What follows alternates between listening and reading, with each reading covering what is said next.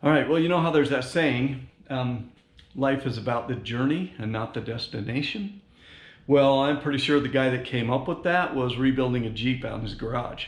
So yeah, it's about the journey, but good Lord, this journey is starting to get a little long. And I would like to get to the point where we're at the destination.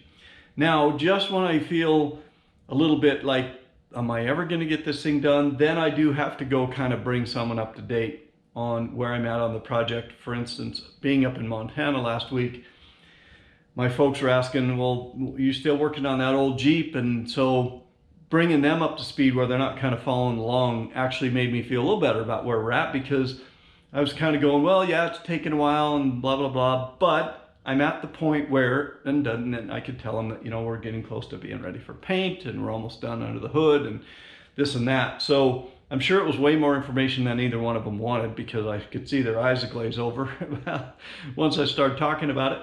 But it helped remind me that we are actually making decent progress on this, especially when you consider that I still have a day job and I've got other things, you know, going on, like going to Montana and whatnot. So anyway, what we're going to work on now is I'm going to try to get that fuel delivery system finished up. Then I'm going to turn my attention to electrical, and I'm not quite ready to hook up my brakes yet because I'm waiting for that proportioning valve to come in to figure out whether I got to rebuild some brake lines or not.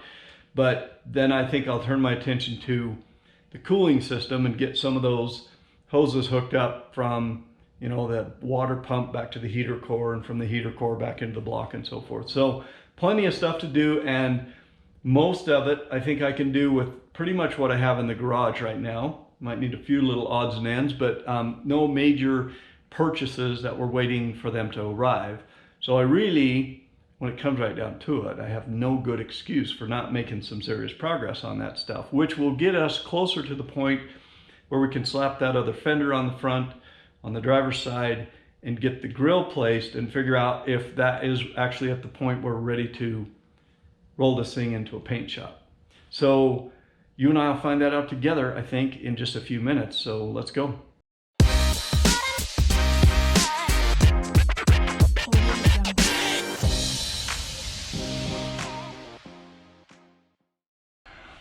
All right, well, the first order of business today is we're going to get a vacuum line hooked up from here to the back of the intake manifold. So I've got our projection diagram with us here. And when we look at the back of this thing, let's see, that's the front, that's the back.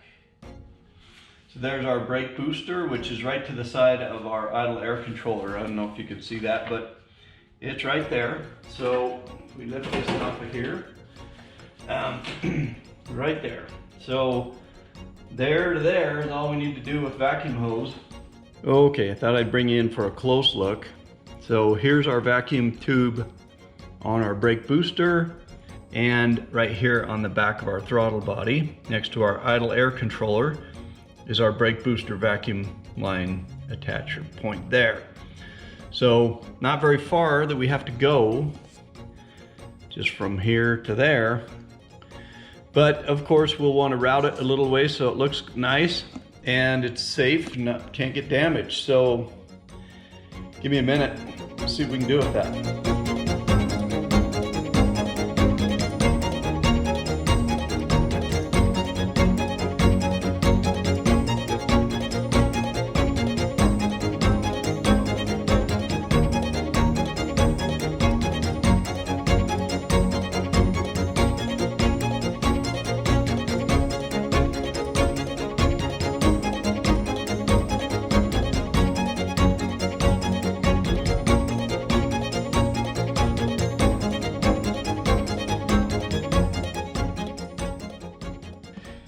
All right, well, I pulled the bracket off the back of my fuel pressure regulator here so I could take that with me down to the parts store and see if I could pick up some little bolts to go through there.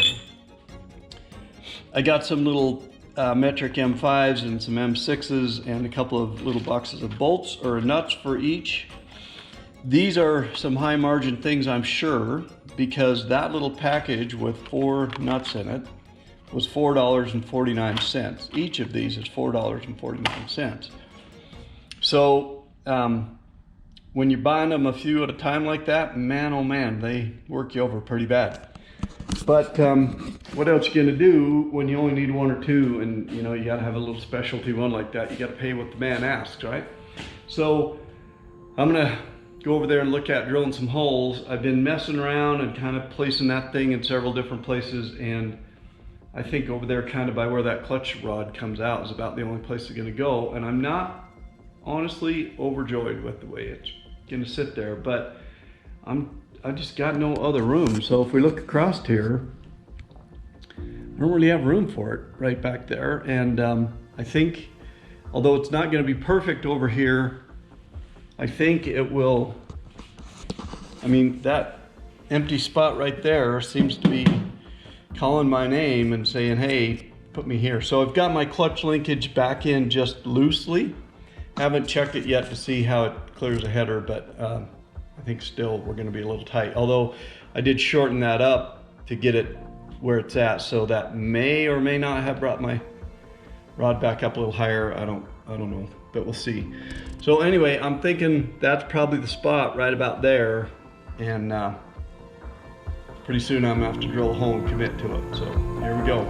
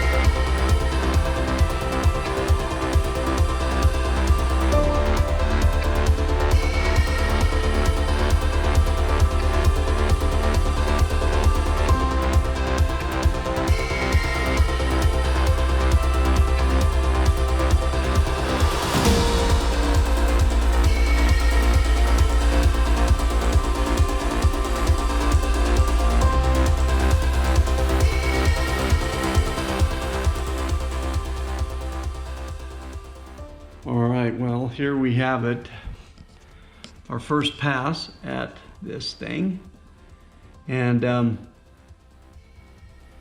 yeah, I think it's going to be all right. Obviously, you got to put a couple of clamps to clamp this stuff in place. A little chafe protection here. Obviously, my brake lines aren't going to be right up against it there, and don't have the clamp on my input hose yet, but I got one there. So I think that's going to have to do it. I've still got one fitting left here that'll come straight down to my hard return line back to the tank. But there we go. All right, I'll be honest with you, I'm a bit of a worrier sometimes. So this right here is our fuel return line, hard line back to the tank. And that's about a half an inch from the header pipe right there. So I am not gonna hook that up there. I think what I've decided to do is I'm gonna go ahead and get me one more fitting, and I'm put a piece of my regular fuel line in here. And I'm gonna come back and turn the corner and go in right up under the tub here. In fact, probably hook it to the tub, kind of like where I got my line going here now. I'm gonna go back there and then dive down and cut that hard line off back there somewhere and tap into it back a ways.